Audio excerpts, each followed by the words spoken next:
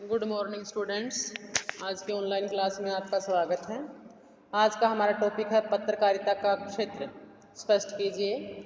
आधुनिक पत्रकारिता के विभिन्न आयामों का परिचय दीजिए, यानी कि इसके क्या क्या उद्देश्य हैं और पत्रकारिता के विभिन्न प्रकार। यहाँ पर पत्रकारिता का प्रारंभिक जो स्वरूप है वो समाचार संकलन और समाचारों के प्रकाशन तक ही सीमित था। आधुनिक समय में पत्रकारिता का क्षेत्र केवल समाचार पत्र तक सीमित न रहकर दूरदर्शन, आकाशवाणी, चलचित्र, इंटरनेट, इन सभी क्षेत्रों में विस्तृत रूप से जुड़ गया है। इसके अंतर्गत केवल क्षेत्र विशेष की जो समस्याएं हैं उन्हीं का चित्रण नहीं होता, अपितु जो राष्ट्र और अंतर्राष्ट्रीय समस्याएं हैं, उनकी योजनाएं हैं, उनकी नवीन उपलब्धियां हैं, उन सभी की चर्चा और परिचर्चा पत्रकारिता में की जाती है।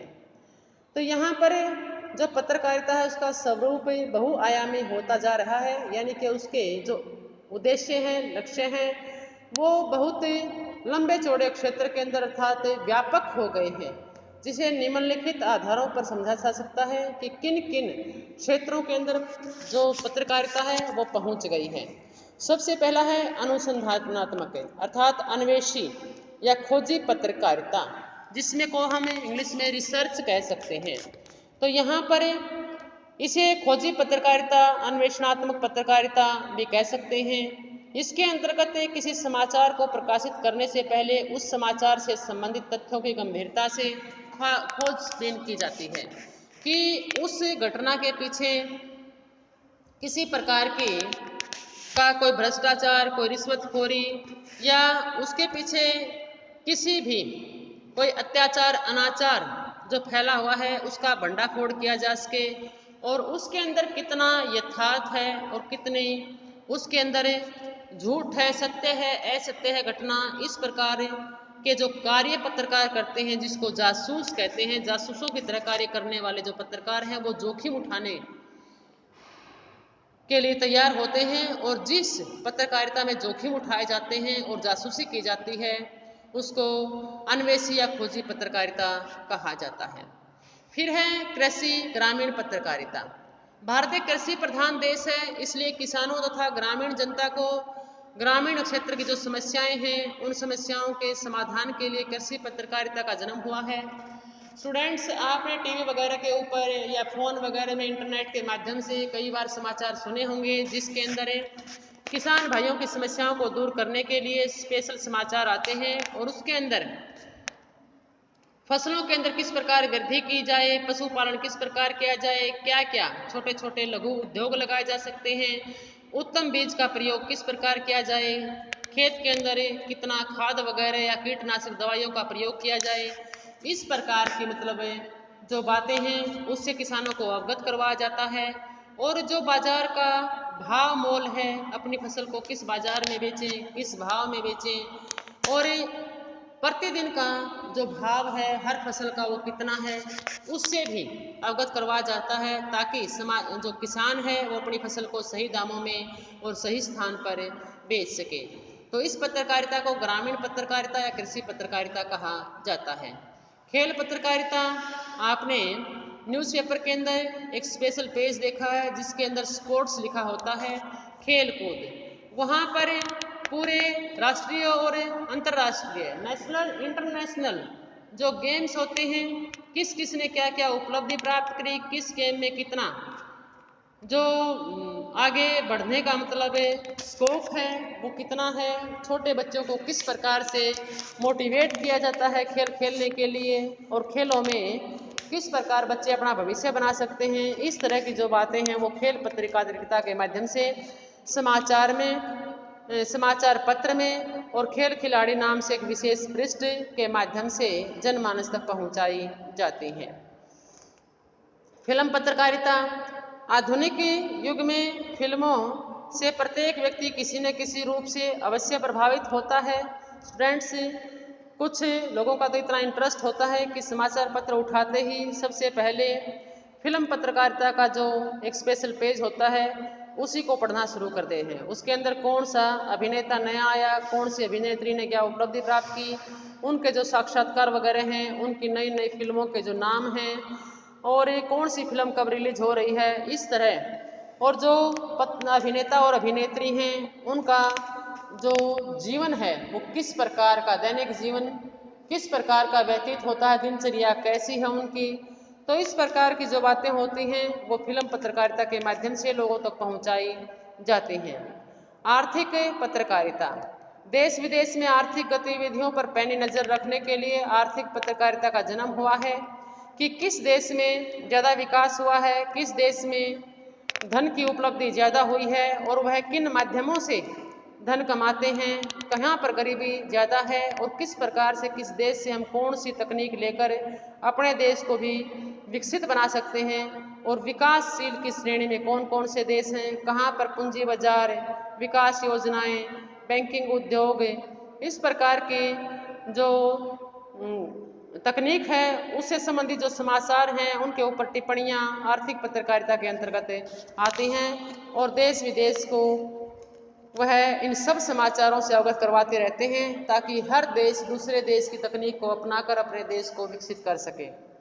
बाल पत्रकारिता, आपने समाचार पत्रों के अंदर छोटे पृष्ठ के ऊपर छोटी छोटी बाल जगत की कविताएं, कहानियाँ भी देखी होंगी, लघु कथाएं हैं, बोध कथाएं हैं जो बच्चों को ज्ञान विज्ञान व्यवहार की, अनुशासन की शिक्षा देते हैं और बच्चों को न्यूज़पेपर की तरफ मोटिवेट करती हैं, प्रेरित करते हैं ताकि छोटी छोटी कथाओं और कहानियों के माध्यम से छोटे छोटे बच्चे समाचार पढ़ना शुरू करें और वे आगे चलकर जो पठन कौशल है, जो अध्ययन प्रवृत्ति है उसको विकसित कर सकें। इसमें प्रकाशित जो सचित्र गीत हैं, कहानियाँ हैं, लघु कथाएँ हैं, बोध कथाएँ हैं, वो बच्चों के अंदर बहुत ज़्यादा नॉलेज प्रदान करते हैं। स्वास्थ्य पत्रकारिता, लोगों का आजकल जो डॉक्टर, चिकित्सक हैं और चिकित्सालय हैं उनके अंदर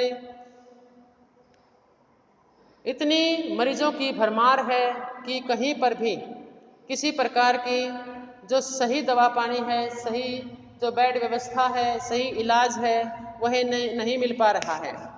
तो इस प्रकार से स्वास्थ्य जो पत्रकारिता है उनका कार्य है कि घर बैठे लोग किस प्रकार से अपना इलाज कर सकें और किन किन सुविधाओं को प्राप्त करते हुए और किन किन ध्यान देने योग्य बातों को अपनाते हुए, जैसे मधुमेह है, हृदय रोग है, बाल रोग है, स्त्री रोग है, इनसे संबंधित किस प्रकार से वह अपने आप को स्वस्थ रख सकते हैं।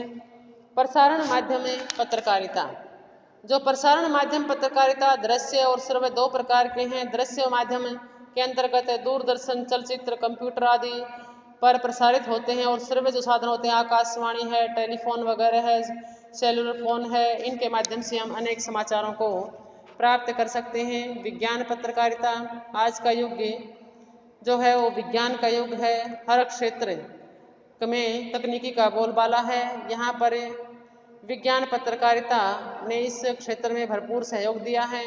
इसके अंतर्गत गरीबी, यातायात, दैनिक उपयोग के घरेलू जो संसाधन हैं, किस प्रकार से कृषि उपकरण, चिकित्सा के उपकरण, अभियांत्रिक आदि जो नवीन जानकारियां हैं वो लोगों तक पहुंचाई जाती हैं। किस प्रकार कम समय के अंदर ज़्यादा से ज़्यादा कार्य, ज़्यादा से ज़्यादा व्यवसाय और ज़्यादा धन किस प्रकार कमा सकते हैं।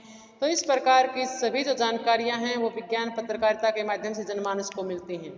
संसदीय पत्रकारिता, लोकसभा, राज्यसभा, विधानसभा, इन सब सभाओं और परिषदों की जो कार्यवाही है उस वर्ष भर कहीं ना कहीं चलती रहती है और उसकी रिपोर्टिंग अति सूझबूझ से की जाती है, तो ताकि कोई अवमानना न हो सके और इस कार्य को सूझबूझ करने वाले जो पत्रकार हैं उनके द्वारा किए गए कार्य को संसदीय पत्रकारिता कहा जाता है। तो स्टूडेंट्स, ये थे हमारे जो कुछ क्षेत्र जहाँ पर पत्रकारिता कार्य करती है। कहने का तात्पर्य है कि चारों दिशाओं के अंदर पत्रकारिता अपनी पैठ बना चुकी है, कोई भी क्षेत्र पत्रकारिता से अछूता नहीं है। तो यहाँ पर जो शीर्षक का उद्देश्य है, अच्छे शीर्षक की प्रमुख जो विशेषताएं हैं, जो समाचार के अंदर शीर्षक, आपने एक हेडलाइन देखी होगी, समाचार पढ़ने से पहले हम हेडलाइन पढ़ते हैं और हेडलाइन इतनी प्रभावित होती है, इतनी आकर्षक होती है कि हम उसके अंदर जो मटेरियल है वो पढ़े बगैर नहीं रह सकते हैं। तो यहाँ पर जो शीर्षक है उसका कितना महत्व है पत्रकारिता के अंदर, क्योंकि सबसे पहले हम हेडिंग पढ़ते हैं, जो हेडलाइन दी होती है समाचार की, उसको पढ़ने के बाद ही हम मोटिवेट होते हैं कि अंदर की खबर पढ़ी जाए या न पढ़ी जाए। तो इसमें जो शीर्षक है वो समाचार का दर्पण है। तो इस कथन की हम समीक्षा करेंगे। किसी भी पत्र पत्रिका में छपी हुई जो सामग्री होती है वो शीर्षक के पाठक को सबसे पहले अपनी ओर आकृष्ट करता है। और श्री प्रेमनाथ चतुर्वेदी का मानना है कि मानव शरीर में जो शीर्ष का महत्व है वहाँ समाचार में शीर्षक का महत्व है। शीर्ष यानी कि सिर, आँख, नाक, मुंह, जो हमारा ऊपरी हिस्सा है उसका जो महत्व है वही समाचार में शीर्षक का महत्व है। अनेक लोग तो समाचार पत्र में केवल शीर्षकों पर ही नजर डालते हैं और इससे यह तात्पर्य नहीं कि किसी भी पत्रिका में चटपटे शीर्षकों से ही चला जा सकता है। साथ ही सच्चाई से मुंह हम मोड़ नहीं सकते हैं। कहीं पर भी विश्वसनीय पथ प्रदर्शक के समान होता है। कम से कम शब्दों के अंदर अधिक से अधिक जानकारी देना अच्छे पत्रकार का कार्य होता है, उसका गुण होता है। तो यहाँ पर शीर्षक को शो विंडो मानते हुए जो रोलैंड ई वुल्सन हैं वो कहते हैं कि अखबार के शीर्षक पंक्तियां शीशा लगी इन खिड़कियों का काम देती हैं जिनके भीतर सजाकर रखा हुआ बिक्री का माल देखकर दर्शक उसकी ओर जाता है, उसकी ओर ललचाता है, उसको खरीदने के लिए उत्सुक होता है। शीर्षक के प्राय 3 उद्देश्य होते हैं। समाचार को सबके सामने लाना, समाचार के सबसे महत्वपूर्ण अंश को सार रूप में दर्शाना और पृष्ठ को साज सज्जा की दृष्टि से सुंदर और आकर्षक बनाना। तो ये जो 3 उद्देश्य थे ये थे शीर्षक के। अब जो शीर्षक की संरचना है उस संरचना के अंदर किसी भी शीर्षक की जो अच्छी संरचना है उसमें 4 विशेषताएं अवश्य विद्यमान होती हैं, जो एकदम स्पष्ट और अर्थपूर्ण होनी चाहिए, उपयुक्त और जानदार शब्द होने चाहिए, प्रमुख तथ्यों की प्रस्तुति होनी चाहिए, 2-4 शब्दों में समाचार का सार मिल जाना चाहिए। कई बार जल्दी जल्दी में जो व्यक्ति के पास समय नहीं होता परंतु समाचार पढ़ने की उसे आदत होती है समाचार पत्र की, तो वह शीर्षकों के ऊपर मोटी मोटी नज़र डाल लेता है। तो सारा दिन के जो समाचार पत्र हैं उनको वह पहचानने में, जानने में एक महत्वपूर्ण स्थान निभाते हैं शीर्षक।